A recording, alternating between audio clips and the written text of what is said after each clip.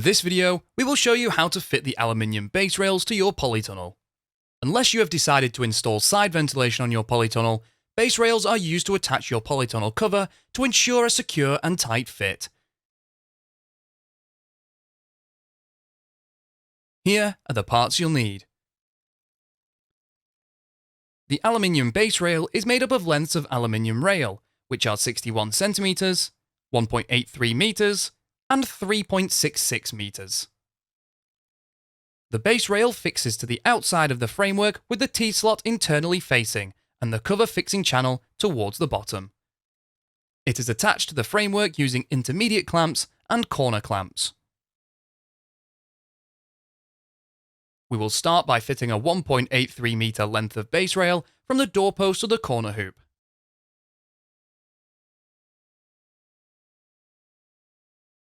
This piece will extend beyond the width of your polytunnel and will be trimmed to size at the end.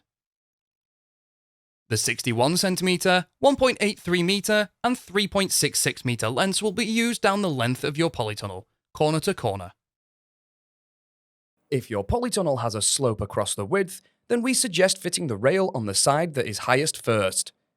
Your foundations will have been positioned at a consistent height, and consequently, the swage joint can act as an indicator for the position of the rail. Set the base of the rail in line with the joint on the foundation. Fit a corner clamp to the corner hoop.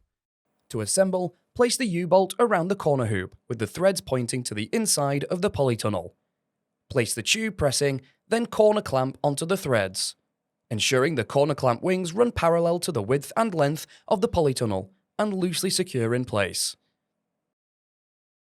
Position the base rail on the front face of the doorpost with the bottom of the rail also in line with the joint on the corner hoop. Ensure the rail is level using a spirit level.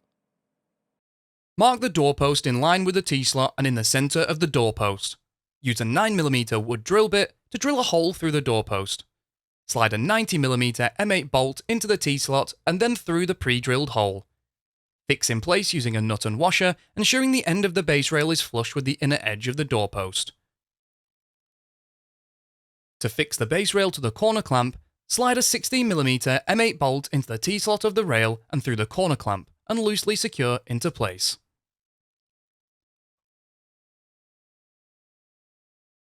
While using the level, move the corner clamp up or down to make it level, then tighten the nuts on the corner clamp. Tighten the bolt that secures the base rail to the corner clamp. We will now fit the aluminium base rail down the length of your polytunnel. Starting with the 61 cm length, slide a 16mm M8 bolt down the T-slot and locate the bolt through the corner clamp. Butt the base rail up to the corner base rail and tighten the nut.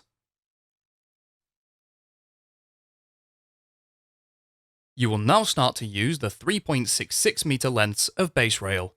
Depending on the length of your polytunnel, you may have been supplied with a 1.83 meter length, which will be used last. Join this length to the previously fitted length using a rail joiner. To secure the base rail to the intermediate hoop, slide 2 hexagon bolts from the intermediate clamps down to the T-slot of the base rail. Position them at either side of the hoop. Place the curved pressing over the bolts and tighten. Repeat this procedure until you reach the end of your polytunnel. The final piece will exceed the length of your polytunnel and we will trim this off at the end.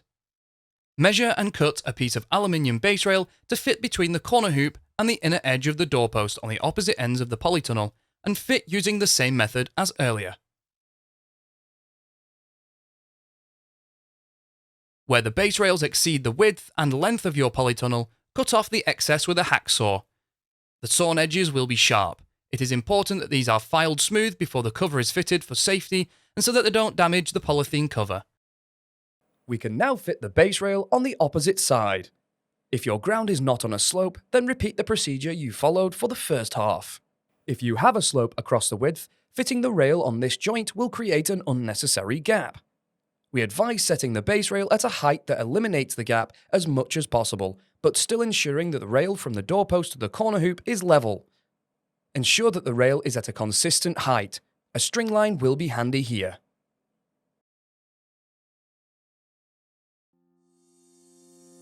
You can find more videos to help you build your polytunnel and construct.firsttunnels.co.uk.